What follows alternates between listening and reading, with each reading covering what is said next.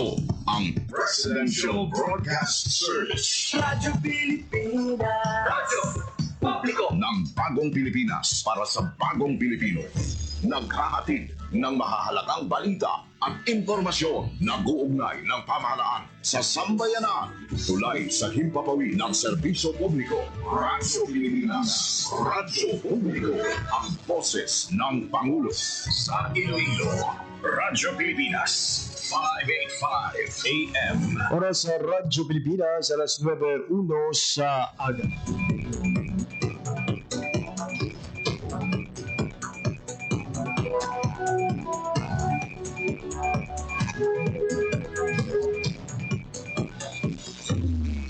Western Visayas, Panay Island na tinamaan itong island-wide blackout. Ang pagsulod mo sa mga watershed. Pinaka-purpose na ini para sa operation nato. We have that in collaboration with the department. I am again standing up. Mapigtahan ang ilang freedom of expression. Ang Office of Civil Defense naman po, balita, issue, kag iban pa.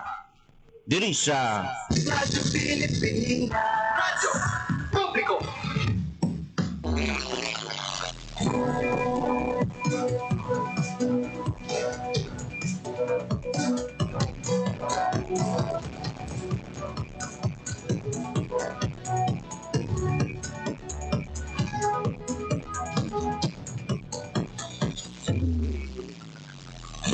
Mayong aga Pilipinas, mayong aga Western Visayas, syudad kag probinsya sa Iloilo kag kutob sa malabutan sang amon pagserbisyo.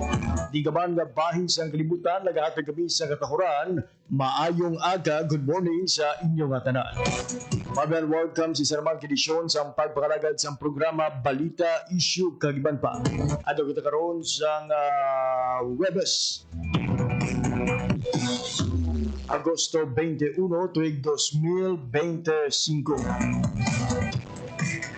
Ginamabiyan ikatatlo sa apatanan ka Webes karon nga ika-8 nga bulan sang tuig 2025. Sa kinanda mga ko po ninyo until 9:55 in the morning. Ako ang inyong alaga, JP Herbas. Sa atong mga sukitag palamati all over Western Visayas, probinsya sa Baclan, Antique, Capiz, Guimaras, Iloilo, kag sumuman sa atong mga kulturan sa Negros Occidental, maayan-ayan kin nga aga sa inyong tanan. Ginatamya taman sa isa ka happy listening ang tanang mga Filipinos living abroad and overseas Filipino workers na nag-upload sa aton nga pagpangalagad. Ang pagpangalagad sa programa Balita, Issue, kag iban pa live kabakian sa 585 kHz silisuan sa inyong mga radyo. Subong man sa aton nga official Facebook page ang Radyo Pilipinas Iloilo. Abiyan, today is August 21, 2025. Nagsubong pula ang atong kalendaryo. Pagod subong adlaw, gina sa ulog mga biyan ang Ninoy Aquino Day. Agot sini, nagpagpabutyag sang iya sini nga mensahe si President Ferdinand R. Marcos Jr.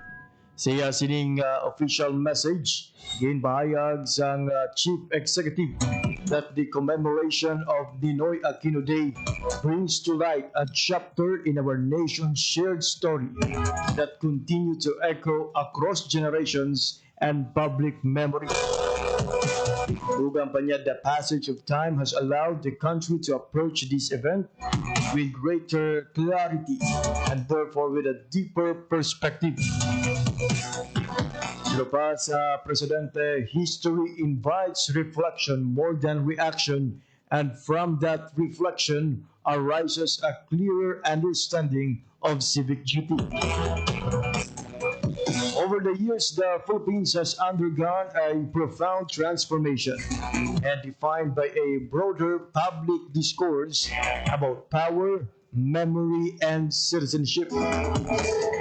Pahayag dugang siyang Presidente, these transitions unfolded in moments when individuals choose to meet history with resolve. Someone raised within a political tradition formed by these moments, sulo sa Presidente, I have come to understand that history offers less final judgment than continuing instruction.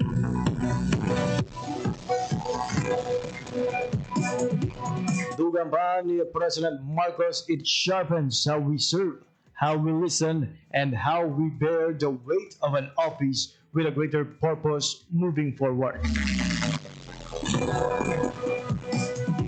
Inpabutagban sa Presidente that this day therefore becomes an invitation to govern with sovereignty, conscience, and foresight.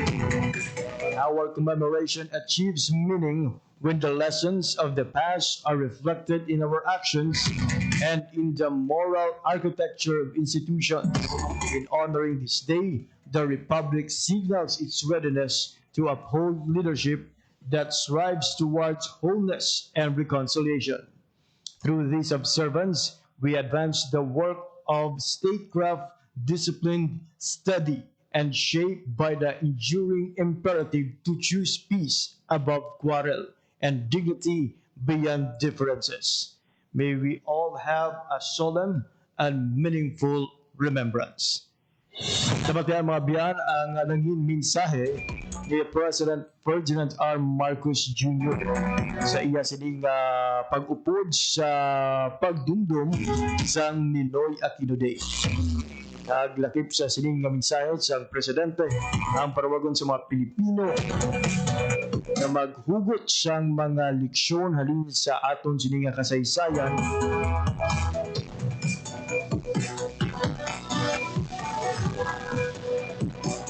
lagi sa pag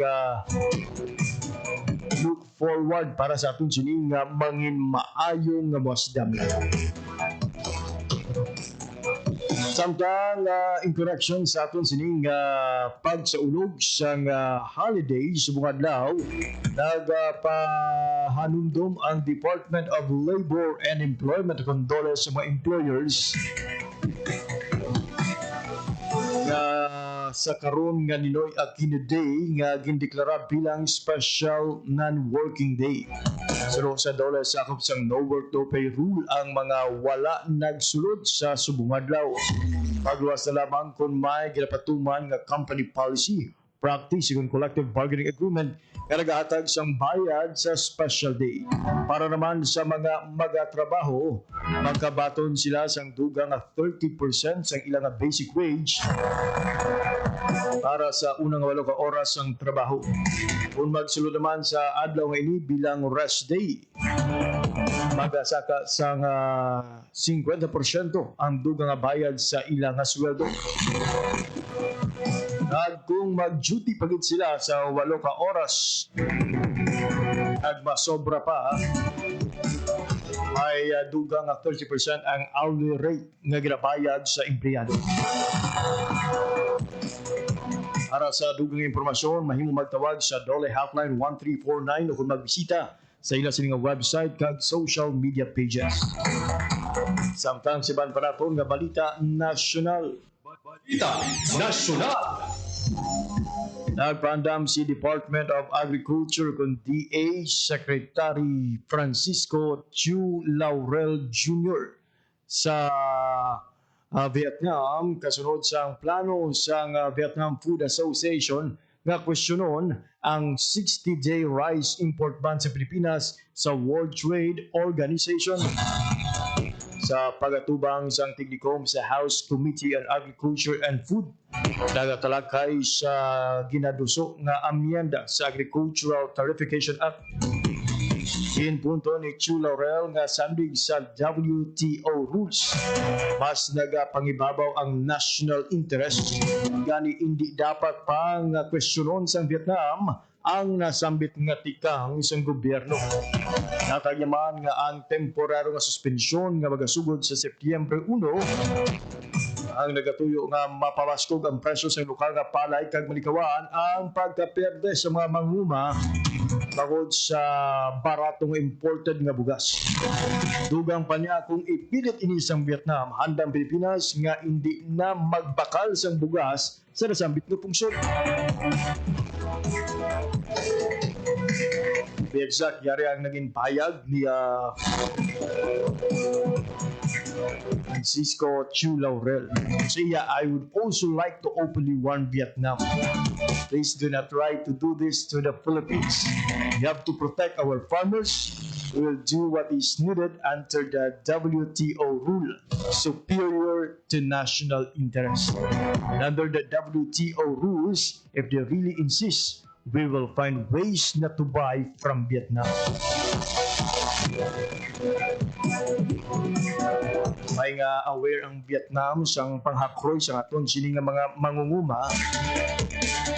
Kaysan tadiya sa nigali nga temporary suspension ang ginpatuman sa aton sining gobyerno to support our local farmers. Although it seems ang Vietnam government like to question pa sa nangintikang sa aton sining gobyerno. Anyway, ang aton sining gobyerno, as mentioned mga biyan, nagpabutyag handa sila magsabat sa sining posible question sang Vietnam. Kung mag-insist ang Vietnam, hindi na lang magbakal ang pungsod sa ila sining pungsod. Sa iban pa naton nga balita nasyonal.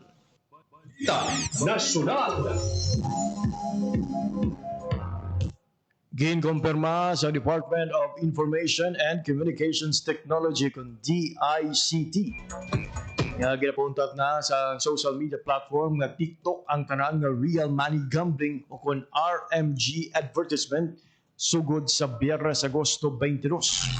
Pero kay DICT Secretary Henry Aguda, voluntaryo nga nagdesisyon ng TikTok na dumilian na ang gambling ads bilang sabat sa direktiba ni Presidente Ferdinand R. Marcos Jr. kag kampanya para sa isa ka hilway nga digital nga pungsod. Punto ni Sec Aguda, dako nga bagay nga bisan sa mga global platform kaangay sang TikTok nagabuyog sa sininga kampanya. Pero sa iya pinaagi sini, hindi lang ginapasiguro ang internet sa Pilipinas ang madasig kag abot kaya, kundi hilway man kag responsable. Dugang pa niya ang pagpauntat sang RMG ads ang mag-serve naman nga proteksyon sa publiko, ilabi na sa kabataan. Sa ulihing balita sa unang hugnat sa aton nga balita nasyonal. Balita nasyonal. Na-turn over na sa Department of Social Welfare and Development kung DSWD Negros Island Region ang mga ready-to-eat o kung RTF packs sa Philippine Ports Authority sa PPA Ports Operations Building sa Bacolod City. Ginpangurahan ni DSWD NIR Regional Director Armin Raso ang pag-turnover kay PPA Port Manager Engineer Rodel Agmay kung saan kabugusan nga 3,000 ka RTEF packs ang ginpain sa nunoy tuhay nga pantalan. Gipdiri ang 600 ka packs sa Terminal Management Office Pulupandan, 200 ka packs sa TMO Danao, 820 ka packs sa TMO San Carlos, kag Meltres 80 ka packs sa Banago Port. Ang ining ready-to-eat food packs ang naga-unod mga biyan sa pre-cooked meals. Gabahin ini sa mga relief items ng ahensya ay gaparagtag sa mga mapektuhan sa kalidad, labi na sa mga na-stranded nga pasahero sa tion sang emerhensya. Good news gid daw bilang proactive measures ang aton sining DSWD na paragtag ng mga biyan ang RTEF packs o ang ready-to-eat food packs para sa aton sining mga ports sa rarituhay nga mga pantalan sa Negros Island Region. Alas 9:15 na sa aga sa sining oras mga biyan, magakuha kita anay isang latest update na lakat sang panahon. Palo nato mga biyan sa Pag-asa Iloilo mungin panyempo sa mga adlaw sang Huwebes. Iti kahapon may mga pag-ulan especially sa tion sang hapon kag kagabihon. And ginalauman pala. Subong adlaw sang Lunes o kung subong adlaw sang Huwebes magapangibabaw ang mas maayo nga pandempo kay kung kahapon magalumon ang kalangitan. Kung mga biyan init-init ang aton sining panyempo.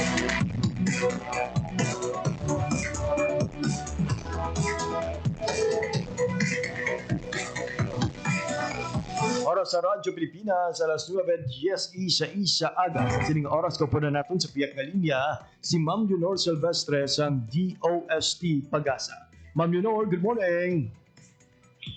Hi, hello, good morning. Muna yung ating latest weather update para sa subong adlaw Thursday, August 21, 2025. As of 3 a.m. ng aga, ang ginamonitor natin ng low pressure area, gina-estimate natin base sa mga available nga data nga may kalayon 705 km east of Infanta, Quezon. Ang ining LPA may medium chance ini nga mag-development of tropical depression within the next 24 hours. Samtang southwest winds naman ang nag-affect sa may Palawan kag western section of Mindanao. Dili naman sa Western Visayas maka-experience ka sa magaluman kalangitan, may mga paglaptalap ng pag-ulan pang lasog pa ng labi na gid sa hapon kag kagabihon tugas ang southwest monsoon. Mahina tugtog makasarang naman ang hangin natin nga magahalin sa direksyon na bagatnan, tugtog na bagatnan nakatundan, na magadalasang makanay tugtog makasarang yung pagbalod ng ating kadagatan. Forecast temperature natin generally nasa 25 to 31 degrees Celsius. Ang adlaw na butla kagi ng 5:40 a.m. pag magatunod ini 6:05 p.m. karon sa hapon. Pag muna yung ating latest weather update, halin diri sa may Iloilo Doppler Weather Station. Ako si Leonor Silvestre, Madam Magandang salamat.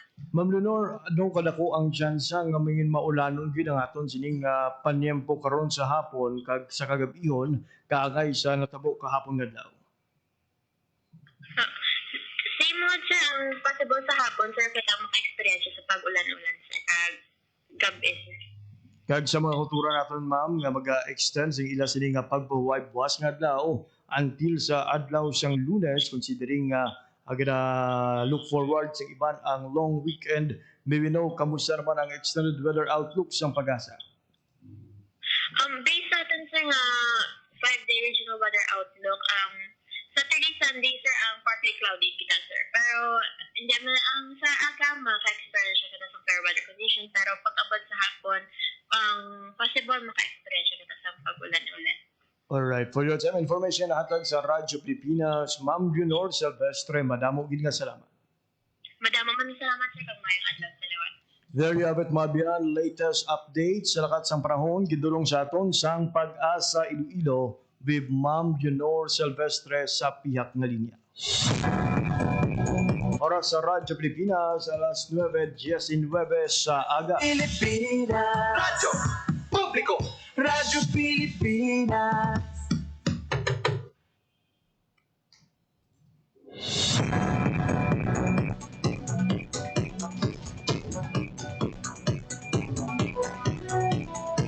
Standby mga biyan sa atong pagparumbali. Istorya na ito ng tuhoy sa gulayan sa bayan nga ginlunsar sa probinsya sa Aklan. Ano bala ang katuyuan sa sininga programa? Kag paano bala makaangkon sang suporta sa idalom sang sininga programa? Ili kagiban pa nga impormasyon pagkatapos lamang sang pila ka pahandom. Time to celebrate kulturang Pinoy. Tradisyon, musika, sining, literatura, at iba pa. Anything and everything fun and Filipino. Ito ang Pinoy Kultura. Naaalala niyo pa ba ang mga katagang ito?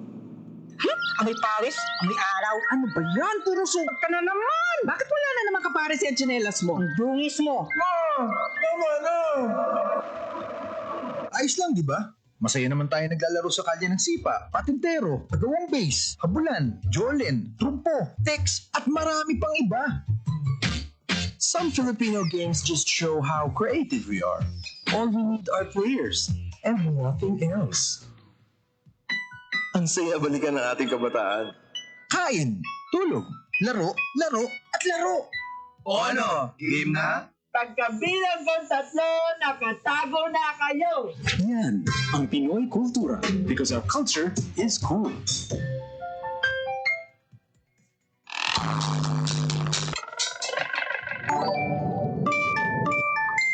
Napapansin niyo ba ang mga nagsusulputang kwento online na may kasamang kahina-hinalang link? Sa pagdami ng online doodle, pati ang scam maya't-maya'y nagpaparamdam.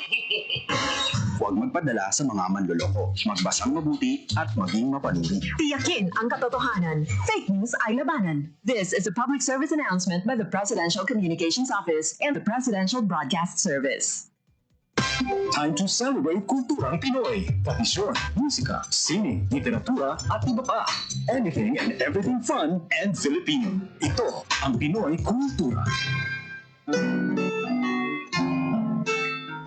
Uso pa ba ang harana? Tanong ng isang OPM song. Alalahanan nga natin itong napakagandang Filipino tradition of courtship through song.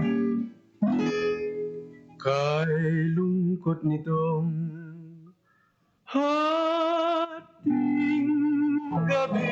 It's difficult to know exactly kung kailan nag-umpisa ang harana sa Pilipinas, but it was quite popular across Philippine provinces in the 1930s. For the benefit of the younger generation, harana is an old Philippine tradition of courtship where a man serenades a woman. Kaya ngayon ako'y lubhang naninimtim. Inihahayag ang nilalaman ng puso in a sweet rhythmic song with impassioned lyrics. Standing underneath the window at night, alone with his guitar, kung minsan may kasamang kabarkada na tutulong sa pagkanta o paggitara, susuyuin ang dalaga na dumungaw sa bintana and listen to his love song.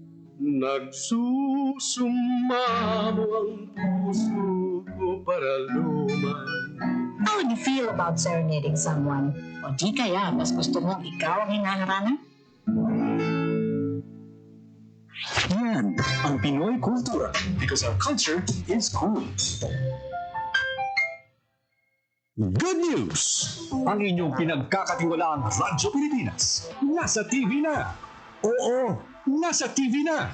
Ang Radyo Pilipinas 738 AM ay live nang mapapanood sa Channel 3 ng ABS-CBN TV Plus at Channels 45 to 49 ng GMA Affordabox. Kaya may access ka na sa balitang totoo anytime, anywhere.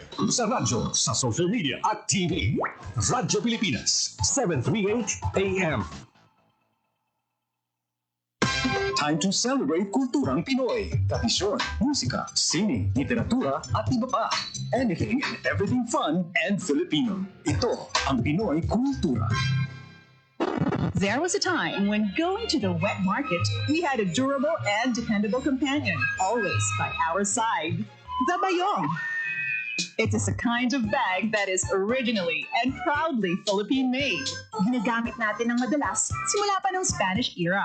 Our resourceful ancestors used dried leaves and wove them into bayong bags. Ang mga traditional bayong ay gawa sa buri leaves in the Visayas at pandan leaves naman sa Luzon. But these days, the materials used for making it vary from plastic to other organic materials. Ngayon, mukhang sikat na naman ang bayong bags, nationally and internationally. It was seen on New York Times Square billboards during the 2022 New York Fashion Week. Pero kahit naging sikat na fashion statement na ito, ang bayong, bit-bit pa rin lagi ng tita ko tuwing siya'y namamalengke. And why not? It's so convenient to use and an environmentally friendly alternative to plastic shopping bags. Kaya siguruhin may bayong na nakatabi para sa mga pinamili. Yan ang Pinoy kultura because our culture is cool. Katotohanan sa bawat impormasyong makakala. Yan ang layo ng Media and Information Literacy Project ng pamahalaan sa pangunguna ni Pangulong Ferdinand R. Marcos Jr. at Presidential Communications Office. What we are fighting for is the truth. Because the very first casualty of all of these sometimes sinister, sometimes just mistaken, misguided activities, the first victim, the first casualty is the truth. Positibo naman ang pamahalaan na sa pamamagitan ng kampanyang ito ay magiging mas mapanuri at mabusisi sa pagkilatis ng impormasyon ang bawat Pilipino. We will help them, but people have to learn to be able to discern for themselves what is real and what is not, what is propaganda, what is fact, what is data, and what is speculation. Tiyakin ang katotohanan. Fake news ay labanan. Isang mensahe mula sa Presidential Communications Office at Radyo Pilipinas. Oras sa Radyo Pilipinas, alas 9:26 na sa aga. Sige po nagpamatri mo sa pagpalagad sa programa Balita Issue Kagaban pa. Radyo Pilipinas. Radyo Publiko. Radyo Pilipinas. Mabiyan gulayan sa bayan ang formal nga ginunsar sa Department of Agriculture sa probinsya sa Aklan. Hindi ka dukan mga biyan sa mga pagtiwaman sa aton sining gobyerno nga pabaskugon ang sektor sa utanon sa aton pungsod. Ang gulayan sa bayan nagatuo nga madusok ang communal gardening para malabot ang food security. Matagan sang dugang nga kita ang mga pamilya kag matudukan ang problema sa malnutrition. Sigimat nga launching apat ka Rural Improvement Clubs o kon RIC halin sa mga banwa sang Malay, Banga, Malinaw kag Nabasaklan ang nagbaton sang manuhay-tuhay nga farm tools balor 20,000 pesos bilang pauna nga bulig para mapanami ang pagtukod sang ila communal garden. Magluwas diri sa oras nga makumpleto sa mga benepisyaryo ang mga ginapangayo nga requirement. Makabaton pagid sila sa 50,000 pesos nga low-cost rain shelter o kung greenhouse project kag 30,000 pesos nga balor sa binhi abono kiban pa nga farm inputs. Sa DA Western Visayas, target nila nga malunsar ang programa sa 13 kiban pa nga banwa sa Aklan, 18 ka banwa sa Antique, 17 ka banwa sa Capiz, 5 ka banwa sa Guimaras kag 42 ka banwa sa Iloilo. Sa sining oras mabiyan, pamatian nato ng interview sa inyong alagad kay Sir Bonifacio de la Torre, ang coordinator sang Gulayan sa Bayan diri sa Western Visayas. Sir Bonnie, good morning, sir. Can you share with us ang inyong nahanungod sa pribagong programa sa Department of Agriculture, ang Gulayan sa Bayan? Yes, sir. Ang naton nga Gulayan sa Bayan, actually initial, sir, in support initial sa aton nga mandate, which is nga para ma-sustain kag ma-secure naton ang aton nga food security diri sa Philippines, especially diri sa aton sa Western Visayas. So that is why nga ang aton nga Gulayan sa Bayan na angkor initial sa aton nga community-based nga gardening. So that is why nga ang pag-implement sir sa aton nga Gulayan sa Bayan para ma-enhance kag ma-encourage nato ang aton nga communities nga mag-venture into nutritional diet when it comes sa ilang nga preparation sang healthy lifestyle sa ila mismo panimalay. And hindi lamang inasar kag dugang pagidini sang ilang livelihood income kay ang purpose naton sa Gulayan sa Bayan maka-generate man income ang community, especially ang mga member naton sang rural improvement club ng mga members naton maka-benefit kay ang income sila ma-direkta mismo sa ilang organization. Sir, may we know ano ang component sang sining Gulayan sa Bayan project? Ang component sir sa atong Gulayan sa Bayan project, well of course amo ni siya number one ang aton nga low cost nga establish ang production facility sir, no? Amo ni siya ang nursery or greenhouse, and then ang aton nga supply, agricultural supply naton include ang vegetable seeds, garden tools, kag irrigation system nato halimbawa sang water plastic drum kag vegetable seeds. So amoy na siya sir ang component no sang aton nga vegetables sang Gulayan sa Bayan kag ang aton publisher nga agricultural inputs no may ara na siya upod nga inorganic fertilizer at the same time ang organic fertilizer. Sir, paano naton na-identify ang mga area nga butangan sing sining gulayan sa bayan? Ang identification sir sa aton nga beneficiary para sa gulayan sa bayan, and of course rely kita sa recommendation sa aton partner.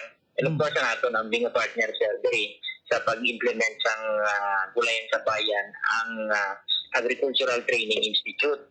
No? So sila ini ang nag-identify sang recipient, most especially ang rural improvement clubs kag ang mga 4-H clubs naton kag people's organization. Amo ni sila ang may potential nga maging recipient. Well, of course, actually subong amo na ni sila ang aton nga sponsor nga recipient kag si Agricultural Training Institute, sila na ang mag-identify sa recipient naton sa, and then kita sa Department of Agriculture nag-receive, then tapos i-validate naton ang association o kung ang rural improvement clubs na organization para nga ma-pre-qualify sila sa aton nga program. I see. Sir, pero clarify ko lang, ang ining nga mga areas nga natumod nga tagbaton sing sining gulayan sa bayan project, ini sir nga mga mga area, town proper gid ini sir, or may mga ara man nga sa mga liblib kumbaga nga mga kabarangayan? No, wala man kita sir by the way specific nga areas sir, no, at long may ara existing nga communal garden ang isa ka barangay. Diri ang bisaton sir sa Region 6 no. Halos kalabanan nga mga munisipyo o mga kabanuanan diri sa Region 6 mga kuan siya, mga recipient, potential recipient nato na sila sa aton nga organization. As long nga nag-exist ni sila with a minimum of 2 years nga nag-exist sila communal garden, regardless sa kalayuan sa area, distansya nila sa proper, wala kita nag-ano na sir, wala kita pangita sila. Mula na siya itong qualification sir, nag-exist ang ilang communal garden. At least no, ang area nila 200, minimum of 200 square meter nga pa ang area. I see. Sir, this is a different project or program ya sir sa ginlunsar man naton sa nagdigad nga 2023 ang hapag kay PBBM. Yes sir. Initial sir in collaboration man gyapon sa mga nagliligad naton nga project nga hapag. So sa subong ari siya para ma-sustain naton sir ang project naton sa community. That is why nga nag-implement naman kita sang gulayan sa bayan sir nga project kag ini siya in connection man gyapon sir sa hapag sa hapag kag hindi lamang siya sa hapag sir sa kwan mismo sa educational institution naton ang DepEd. Partner man siya naton sir ang gulayan sa paaralan Manila nga kwan nga project kay ang proceed no some portion some part sang proceed sang income or sang tawag sini sang produce sang community pwede maka-benefit o maka-avail ang eskwelahan kag ang community mismo sir. I see. So sir, just to clarify lang, ang mga areas nga natumod naton as recipient of gulayan sa paralan hapag kay PBBM, mahimo sa iyapon nga makabaton sang suporta sa dalom sa sining gulayan sa bayan. Yes sir, pwede siya sir, qualify na sila sir. As long nga ma-meet nila ang certain requirements naton sir. Pero as of now, no, ang ato nang gina-focusan nga mga beneficiary sir, amo ni sila ang mga rural improvement clubs naton kag mga RIC. Unlike before sa kapag-ambi sir, nag-focus kita sa community. Oo. Amula na sila naton sa una sa pag. So sa subong naman siya, ma-focus naman kita sa mga rural improvement clubs kag sa mga women, sa mga people's organizations sir. By Rural Improvement Club, sir, ano ni siya sir ng mga club, sir? Amo gini ang pangalan mismo sa RIC or it represents ang kabuusan ng mga Women Association, PWD Association, or People's Association? Yes sir, kabuusan na siya sir nga organization naton sa society sir, amo na siya ang naton ginakitan naton as long na i-recommend sila sang barangay, sang banwa, regardless ng ilang regardless ng ilang association na belong sa improvement club. I see. And sir, aside sa mga kabanwahanan sa Aklan, pila ang target naton nga malabot nga banwa? Are we targeting sang tanan nga kabanwahanan sa Western Visayas? Yes sir, bali ang focus nato ng bisan nga tanan nga kabanwahanan diri sa Region 6 no matagaan naton maka-avail sa aton nga project diri nga gulayan sa bayan. Sa subong sir ang amon nga target recipient naton sa kabilugan including na dira ang NIR is 124 ka organization no na nasipad-sipad na siya sa 5 ka probinsya. Diri sa aton sa Iloilo sir, may ara kita 42 nga i-allocate no.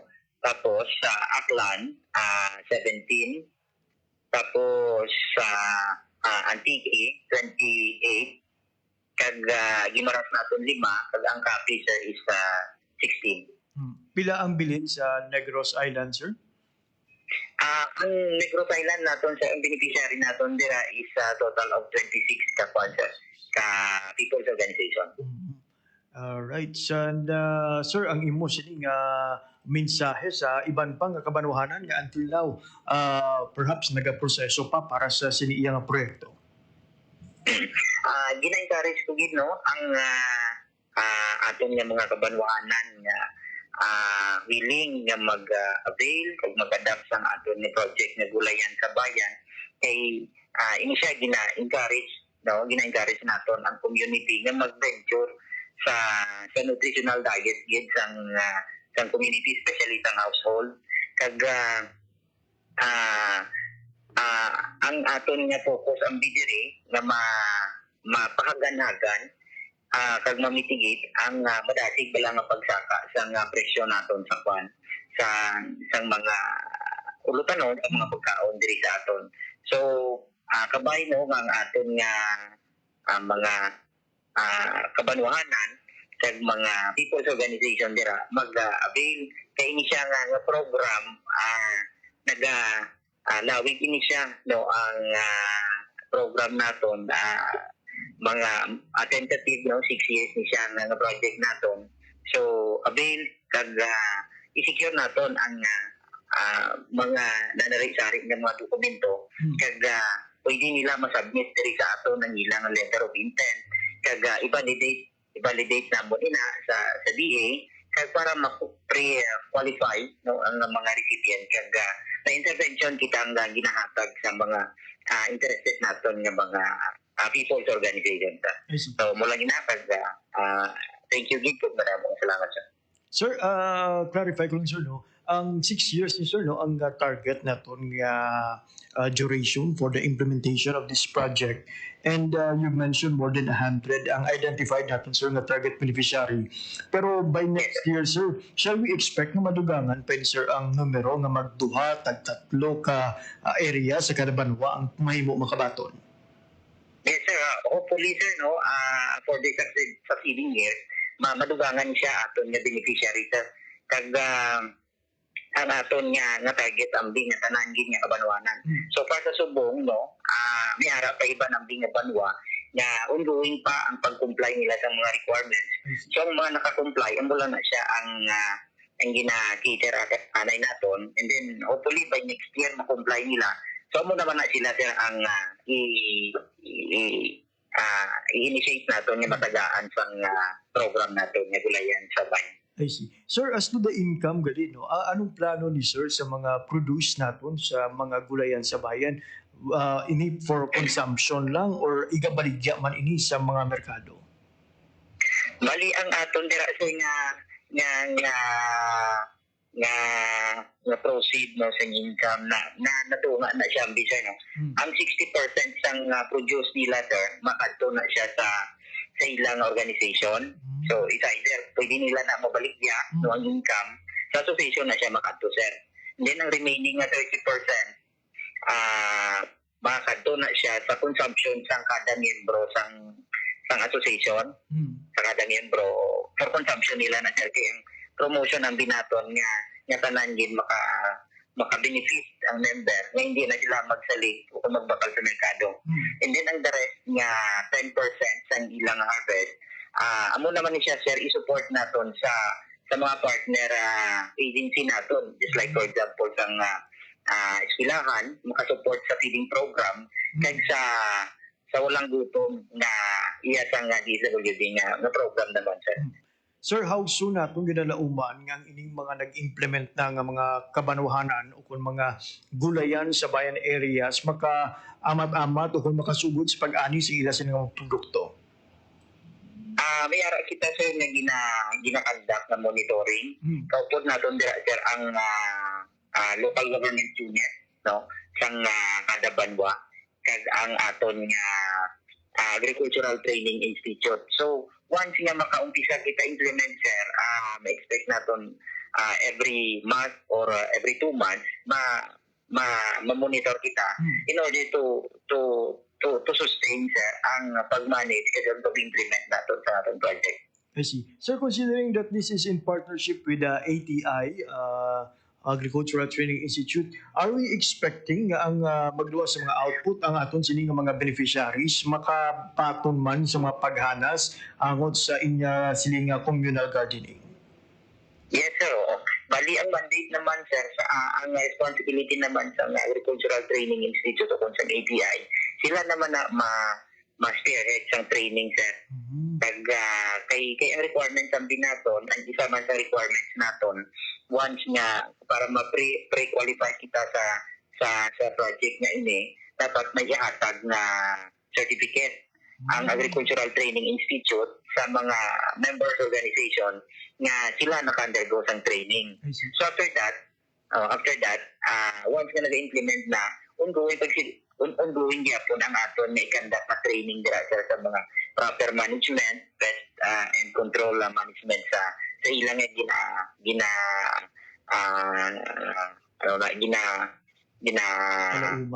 establish nga garden. I see. So prerequisite gali sir nga dapat naka-undergo gid sila training for them to be equipped sa nga nagakaigo nga ideya kung paano gid nga magtalauma sa ila sini nga mga garden.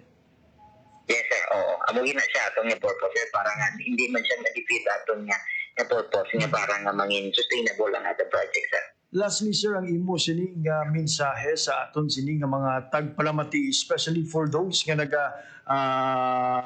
look forward na makabakal kag makatilaw sa mga produkto sa sining gulayan sa bayan. Ang gulayan sa bayan isa gid ka mayo kag ginahatag para sa aton nga mga communities no. Hindi na kita mag-rely sa as much as possible ara na naka-ready na siya ang aton nga mga vegetables o kung mga pagkaon nga ara sa aton communities nga masigurado naton nga free na siya sa mga hazardous chemicals kay kita man ang obra sina o kung naga-manage sina. So ang aton nga pag-manage kaya ang aton nga pag-implement dapat i-secure naton kaya dapat mag-continue kag ma-implement naton sa maayo kay ina siya nga project para ina sa aton nga mga community kag most especially para ma-sustain kag makasupport kita sa aton nga project kag program national nga mangin na secure kag mangin staple ang aton nga pagkaon diri sa aton especially sa Region 6 sir. Ayun. Sir Boning, for your time information hatag sa Radyo Pilipinas. Sir, madamo gid nga salamat kag padayon. Sir, thank you man sa time na ginatag ni mo damon kag madamo gid nga salamat. Thank you. There you have it mga biyan, si Sir Bonifacio de la Torre, ang coordinator sa gulayan sa bayan diri sa Western Visayas. And you heard it right mga biyan, ang ining patuman sa programa ang ginalauman kay maka-answer sa problema naton sa malnutrisyon, makatag sa bastante nga pagkaon sa kada pamilya, kag makadala sa dugang nga kita sa aton nga mga asosasyon kag sa sining nga mga kita mga biyan 60% sa ila sining produksyon ang magakadto sa ila sining asosasyon. 30% ang kung na 60% nagabaliga, 30% magabalik sa ila sining asosasyon kag igaparagtag sa mga miyembro, and 10% will be distributed sa mga partner kaangay sa DepEd kag iban pa nga mga nangin partner agencies or organization sang kada asosasyon sa ila sining gulayan sa bayan, kag magluwas sa mga bulig nga labaton kaangay sa mga gamit sa pananom ang aton sining mga beneficiary sa gulayan sa bayan ang ginpaidalog man mga biyan sang paghanas sang Agricultural Training Institute o ATI para masiguro nga sa ila sining communal gardening may bastante silang ideya kung paano magmadinalagon sa ila sini nga pagpanguma. Oras sa Radyo Pilipinas alas 9:46 sa aga.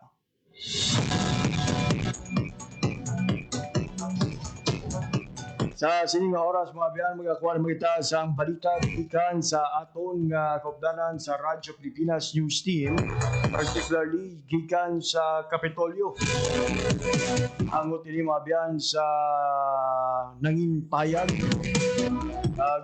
sabat ni Liga ng Barangay President and ex-official board member Amalia Dibuque sunod sa pagperma sang presidente sang laying nga nagapaiway sang paghiwat sang barangay and sangguniang kabataan election subong nga tuig. Para sa kabugusan nga detalye sa balita, kuha na ito ng report ni Janelle Baclay. Pilipinas, Radyo Pilipinas, report. And good morning. Good morning, Jeff. Bitin gid katama ang duha ka tuig nga termino para sa mga punong barangay kag mga barangay officials.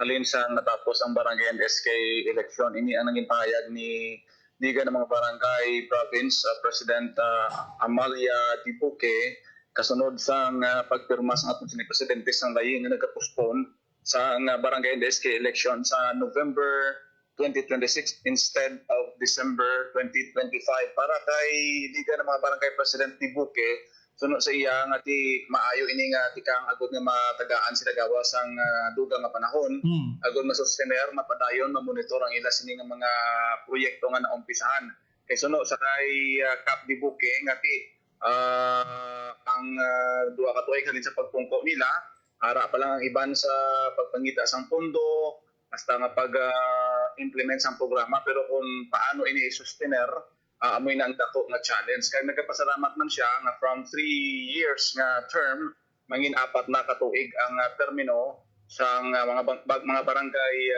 officials no sa idalom sa ginpermahan niya nga lay pamatian nato ng kamahin sang pahayag ni Liga ng mga Barangay President sa province Cap Amalia Dibuque. Bananta man 2 years is not enough. No? Subong pa lang aton nga mga projects, especially given sa akon barangay, manog manifest pa lang ina. Wala pa gani na umpisa. Can you start with the first year, kapangita ikaw project. On the second year, ma-approval, dira na i-implement. On the third year, dira mo na makita ang imong proyekto. So ako gapasalamat gid sa aton nga mga national bodies na ginhatagan tsansa ang atong barangay officials na mag-survey sang 3 ka tuig. No? So happy gid ako. Invitation na lang board. Cap Amalia Dibuque no sa barangay Kagan sa Banwa sa Anilaw, barangay Kagan gini ang ang barangay nga ginadumala sa aton siniyang Liga President. So kalakip sa sining ginpermahan ni President Marcos sining Republic Act 12232 sa November 2026 after sa election kimangin 4 years na ang term sa aton siniya mga barangay kag SK official. So at least malawig-lawig kag ginalauman nga mas madamo no, mas matutukan sa aton sini nga mga opisyales ang ila sini nga mga programa sa ila sini nga barangay J.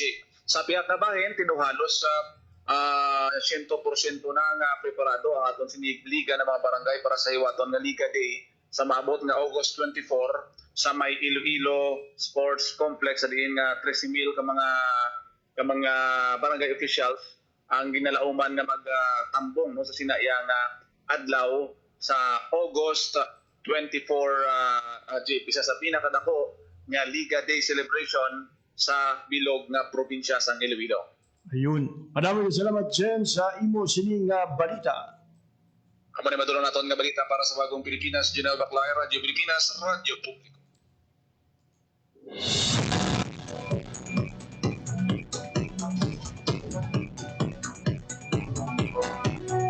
Area of Mabian ang latest update gikan sa Iloilo Provincial Government, particularly sa payag di ex-official board member Amalia Dibuque na ginakalipay sini ang pagpaiway sa barangayan sa Sangguniang Kabataan Election subong tuig.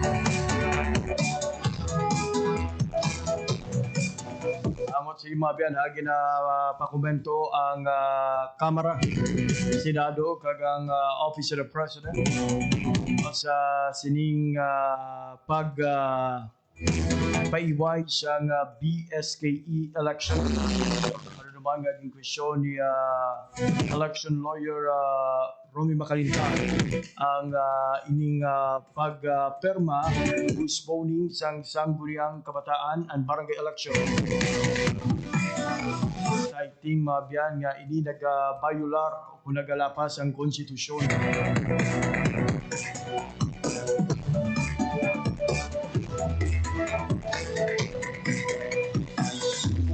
Bantayan Mabian ha mga development sa siniyang issue kung mangin pinal bala ang pagpaiway sang barangay ang Sangguniang Kabataan elections. Oras sa Radyo Pilipinas, alas 9:52 sa agaw ay nakita sa oras kinabilin sa atong sining pagpalagad tarinig lamang kuto batong edisyon sa mga daw sang Webes, Agosto 21, 2025. Again, happy holidays sa tanan. May nga maghalong gid, no? Kundi man kamo magapadulong sa mga daw sang Webes. Sa ngalan na naman sa akong mga katuwang teknika, Mr. Alan Defantes sa studio, Mr. Gemma Galiano sa transmitter. O naman ang inyong ginalaga, JP Herbas. Maraming salamat sa inyong pagpamati. Maayong aga Pilipinas. Balita, issue, kag iban pa. Diri sa Radyo Pilipinas. Radyo Publiko. Radyo Pilipinas. Ang inyong tulay sa himpapawid ng serbisyo publiko. Ang Presidential Broadcast Service, Radyo Pilipinas, Radyo Publiko. Radyo Pilipinas. Radyo Publiko. Kinilala ng pang-international at prestigyosong Asia Pacific Broadcasting Plus Awards 2025 para sa kategorya ng Government Streaming. Ito ay dahil sa epektibo nitong pagsasanib ng mga tradisyonal na media tulad ng telebisyon, radyo at print para masabayan ang mabilis na pag-inog ng mundo ng digital at social media tungo sa mas epektibong paghahatid ng mahahalaga at napapanahong mga impormasyon sa mamamayang Pilipino. Kinilala rin ang Radyo Pilipinas dahil sa patuloy na pag-akyat ng rating. Ngayon ay matatag sa pang-4 na pwesto sa Mega Manila ayon sa pinakahuling Nielsen Radio Audience Measurement Survey. At sa social media, nakamit ang mahigit 2,000% pagtaas ng bilang ng mga sumusubaybay sa Radyo Pilipinas page sa unang bahagi ng 2025. Patunay ito na ang inyong Radyo Pilipinas Radyo Publiko ay tunay na kaagapay ng inyong pamahalaan sa paghahatid ng serbisyo sa mga mamamayang Pilipino. Mula sa aming lahat, sa ngalan ng inyong pamunuan at mga kawani ng Presidential Broadcast Service, kasama ang inyong mga himpilan ng Radyo Pilipinas sa buong kapuluan. Maraming salamat po sa inyong lahat, sa inyong pagtangkilik at pagkilala. Radyo Pilipinas. Radyo Publiko. Radyo Pilipinas. Radyo Publiko. Radyo Pilipinas.